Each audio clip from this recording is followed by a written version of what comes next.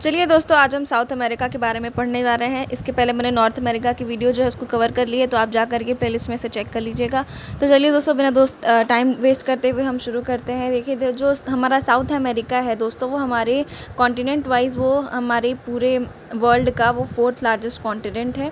ठीक है, इसमें देखिए यहाँ पे कोलंबिया है। इसके कंट्रीज़ के बारे में बात करते हैं। लास्ट हमने एंड किया था यहाँ पे पनामा स्टेट था, वहाँ से अब नेक्स्ट साउथ अमेरिका में हम एंटर करते हैं। तो ये है दोस्तों कोलंबिया, ये है वेनेजुएला, ये है गुआना, ये है सूरीनेम, ये है फ्रेंच गुआना, और दोस्तों ये बड़ा सा एरिया जो आप देख रहे हैं ये है ब्राज़ील का।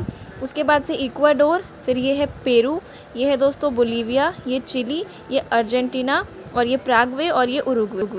साउथ अमेरिका से दोस्तों हमारी जो है वो इक्वेटर भी पास होती है, यहाँ पर आप देख सकते हैं।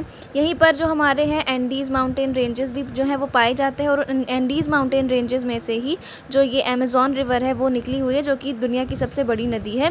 फिर उसके बाद से अब आ जाते हैं थोड़े से, बस 2-4 के हम कैपिटल्स देखेंगे, ज़रूरी नहीं है।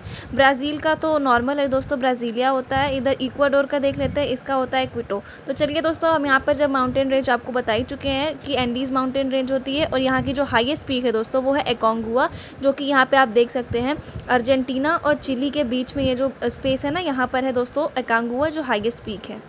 तो दोस्तों अगर हम बात करें यहाँ के ग्रासलैंड्स की, तो यहाँ पर 2 तरह की ग्रासलैंड पाई जाती है। एक तो जो अर्जेंटीना में है दोस्तों, यहाँ पे अर्जेंटीना में पाई जाती है हमारी पम्पास घास, और उसमें पम्पास में भी जो सबसे इंपॉर्टेंट घास होती है वो होती है अल्फाल्फा, जो कि बहुत ही ज़्यादा न्यूट्रिशियस ग्रास होती है। फिर नेक्स्ट जो हमारी ग्रासलैंड पाई जाती है दोस्तों, वो पाई जाती है लानोस, जो कि ऊपर आपने देखा वेनेजुएला में पाई जाती है। ठीक है, फिर उसके बाद से दोस्तों अगर आपको इसका PDF चाहिए तो PDF नीचे मेरे टेलीग्राम चैनल पर मिल जाएगा, आप वहाँ से विजिट करके ले सकते हैं। तो चलिए बिना टाइम वेस्ट करते फिर से शुरू करते हैं। इक्वाडोर पे हम थे दोस्तों, यहाँ पे देखिए हमने इक्वाडोर का कैपिटल देख लिया। इक्वेटर को एक क्वेश्चन पूछता है कि इक्वेटर कहाँ से पास होती है, तो इक्वेटर जो है वो इक्वाडोर से पास होती है, और यहाँ की जो एक्टिव वोल्केनो है दोस्तों वो है कोटोपैक्सी। ठीक है, अब यहाँ पर एक और इम्पॉर्टेंट क्वेश्चन पूछता है कि जो साउथ अमेरिका है उसकी लैंडलॉक कंट्रीज़ कौन सी हैं। तो जैसा कि आप यहाँ पर देख सकते हैं, यहाँ पर है दोस्तों बोलीविया और यहाँ पर है प्रागवे। ये दोनों जो है वो लैंडलॉक कंट्रीज़ हैं, मतलब इनका जो किनारा है वो किसी भी नदी के साथ नहीं लगता है। यहीं पे एक और इम्पॉर्टेंट क्वेश्चन पूछता है कि कौन सी ऐसी कंट्रीज़ हैं जो कि ब्राज़ील के साथ में अपना बाउंड्री नहीं शेयर करती है। तो यहीं पे हमें मैप में दिखाई दे रहा है दोस्तों, देखिए यहाँ पर है इक्वाडोर और यहाँ पर है चिली। ये दो की दोनों अपनी जो बाउंड्रीज़ हैं उनको ब्राज़ील के साथ शेयर नहीं करती थी।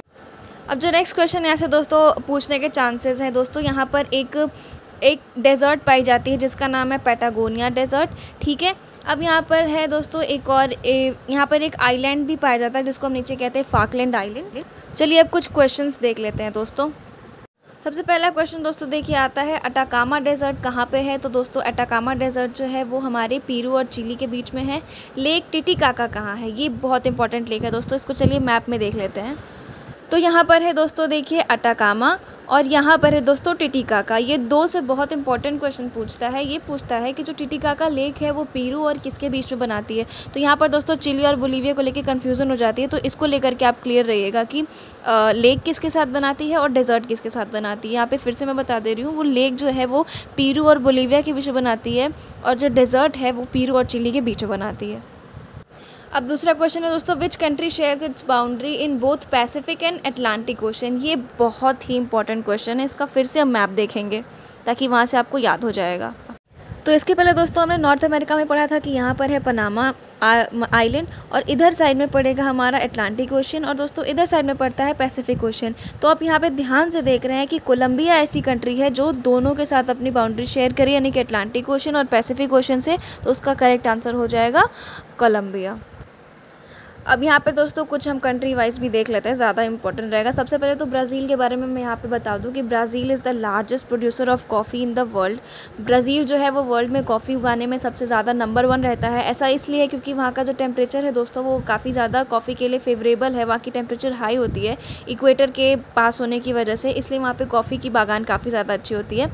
पोर्ट दोस्तों ब्राज़ील में ही रियो डी जनेरियो पोर्ट भी पाया जाता है, और वहीं पर दोस्तों एक साओ पोलो एक सिटी है जहाँ पे जो कॉफ़ी है वो सबसे ज़्यादा प्रोड्यूस होती है। तो वहाँ से कॉफ़ी को उठा करके जो है वो लोग सेंटोस पोर्ट से उसका आयात निर्यात करते हैं, इसलिए दोस्तों उस पोर्ट का नाम ही पड़ जाता है कॉफ़ी पोर्ट। तो ये क्वेश्चन इंपॉर्टेंट है।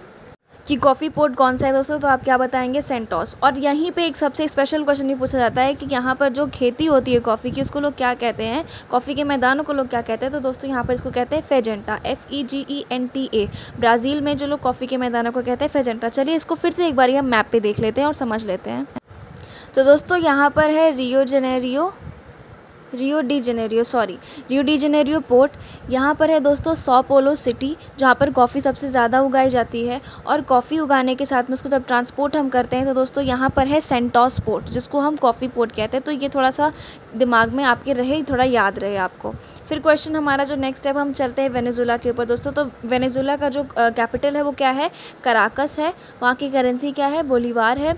और यहाँ की वर्ल्ड हाईएस्ट वाटरफॉल पाई जाती है, जो कि है दोस्तों एंजल्स वाटरफॉल। अभी लोग पूछते हैं कि एंजल्स वाटरफॉल किस पे सिचुएटेड है।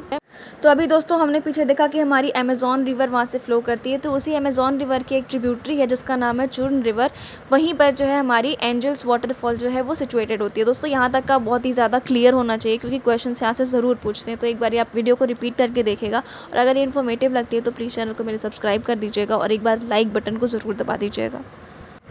अब नेक्स्ट क्वेश्चन पे आते हैं दोस्तों, फिर से थोड़ा सा रिवीजन कर लेते हैं। कॉफ़ी पोर्ट अभी हमने देखा कौन सा पोर्ट था, वो सौ पोलो, ब्राज़ील। ठीक है, पोर्ट में सौ पोलो तो कम ही होगा, यहाँ पे आप इसको करेक्ट करके सेंटोस लिख लीजिएगा, वो ज़्यादा सही होगा। ठीक है दोस्तों, नेक्स्ट क्वेश्चन आता है कि पैटागोनियन डेजर्ट कहाँ सिचुएटेड है। तो दोस्तों पैटागोनियन डेजर्ट जो है वो अर्जेंटीना में सिचुएटेड है। अब यहाँ पर बहुत इंपॉर्टेंट और मेरा बहुत ही फेवरेट क्वेश्चन, क्योंकि मैं एक दोस्तों वेब सीरीज़ देखती थी, वहाँ पे इस आइलैंड के बारे में बहुत ही ज़्यादा अच्छे से बताया गया है, बहुत इंटरेस्टिंग तरीके में बताया गया है कि दोस्तों गैलापागोस आइलैंड जो है वो कहाँ पर सिचुएटेड है। तो चलिए इसको थोड़ा सा हम आपको मैप से समझा देते हैं। ये दोस्तों आपने यहाँ पर देखा कि इक्वाडोर है, इसी के पास में कुछ छोटे छोटे आइलैंड्स हैं जो दोस्तों उन्हीं को हम कहते हैं गैलापागोस आइलैंड। ठीक है, तो अगर पूछता है कि गैलापागोस आइलैंड कहाँ पर है तो दोस्तों हम बताएंगे स्पेसिफिकली वो इक्वाडोर का पार्ट है। ठीक है, और यहीं पर दोस्तों डार्विन ने अपनी साइंटिफिक रिसर्च भी करी थी, इसलिए ये बहुत इंपॉर्टेंट हो जाता है। नेक्स्ट क्वेश्चन दोस्तों आता है अभी वही फिर से कि एंजल्स वाटरफॉल कहाँ है। तो हमने देखा कि एंजल्स वाटरफॉल जो है वो वेनेजुला में है। फिर अब एक और आ जाता है Magellan straight, is situated in which country. अब मैगेलन स्ट्रेट दोस्तों, अब एक बारी फिर से हम चलते हैं मैप की तरफ, सब कुछ आपको मैप से समझाएंगे ताकि पूरा कुछ जो है वो क्लियर हो जाए। यहाँ पर दोस्तों सबसे नीचे जो देखिएगा मैंने एक पिंक स्ट्रेट लाइन बना दी थी, वो मैंने गलती से बना दी थी। ये एक्चुअल में चिली जो है वो नीचे का थोड़ा सा पोर्शन पूरा कॉर्नर्स जो है वो कवर करता है, अर्जेंटीना कॉर्नर्स तक नहीं कवर करता है। तो दोस्तों यहीं पर जो है ना वो मैगेलन का जो है वो पाया जाता है। तो यहीं पर दोस्तों मैगेलन स्ट्रेट को पाया जाता है। अब मैगेलन स्ट्रेट का नाम मैगेलन क्यों पड़ा, क्योंकि मैगेलन जो हैं वो दुनिया के सबसे पहले आदमी हैं जिन्होंने पृथ्वी का पूरा चक्कर लगाया है, तो इसलिए ये बहुत इंपॉर्टेंट हो जाता है कि मैगेलन कहाँ से थे। अब दूसरा क्वेश्चन दोस्तों क्या है कि वही फिर से कि कॉफ़ी के प्लांटेशन को क्या कहते हैं, तो दोस्तों फेजेटा कहते हैं।